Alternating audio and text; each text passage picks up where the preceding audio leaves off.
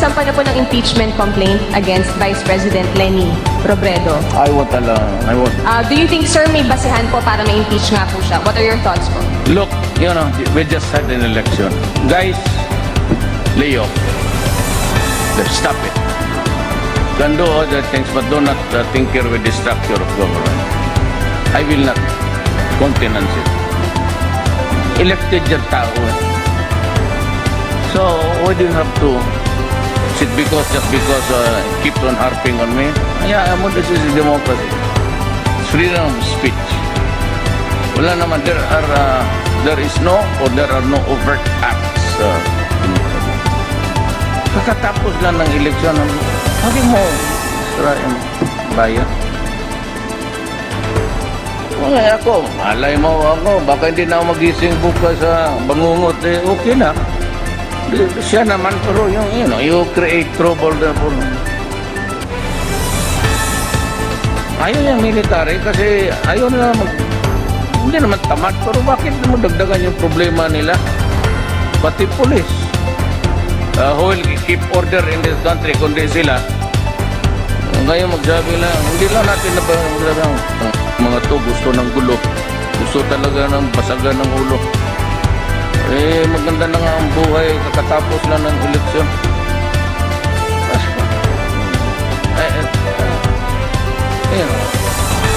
This is a democracy. Leaders are there. It doesn't have to be son of a it's really the people's choice. Remember that. Follow up. So wala kayong nakikitang mali dun sa ginawa niya, sir, na nagbigay siya ng video dun sa UN Commission on Narcotics and said na may palitulo. Ma'am, I cannot out of the country for 4 days. I have not been addressed with the alam mo, hindi ako nakabasa ng newspaper. Yung mga column ko nakabasa. Yun lang. But wala akong nakakawa. Thank you, Mr. President. First question, Ivan Marina, GMA7. Good afternoon, Mr. President. Good afternoon. While it is true na constitutional duty ng House na to act on the impeachment complaint, meron ho silang choice kung i-endorse sila o hindi. Direction ko na po yung tanong, did you have a hand in this impeachment? No, the executive cannot have a hand in the impeachment. Walang role ng executive sa impeachment. Of course, did we discuss it with the speaker? Did we discuss it with the other congressmen? Of course. Ang tinatanong, anong plano ninyo? Ano ba talagang gusto ninyo gawin? Ang sabi that's it, well, nandito na ito. Hindi nyo namin naiwasan. But the conventional thinking, Mr. President, is that nothing comes to pass in the House without the President or without Malacanang's. You give me too much credit.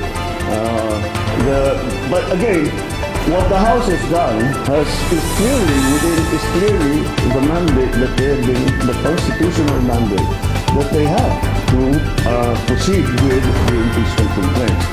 So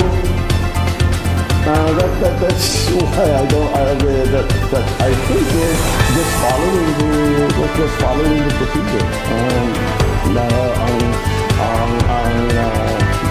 Tuloy-tuloy ito, na-translate nila ang impeachment complaint sa upper house.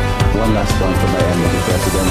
Kapansin-pansin na unang pumirma sa endorsement ang anak ninyo. Did he seek your advice on this and what did you tell him? Of course, he did. And I said, it's very simple, but I told him. He said,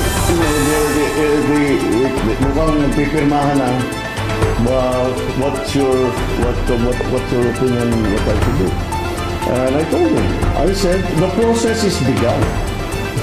It has, parang batas yan when you're in the legislature, when you file a bill, okay, House Bill number 1, 2, 3, etc.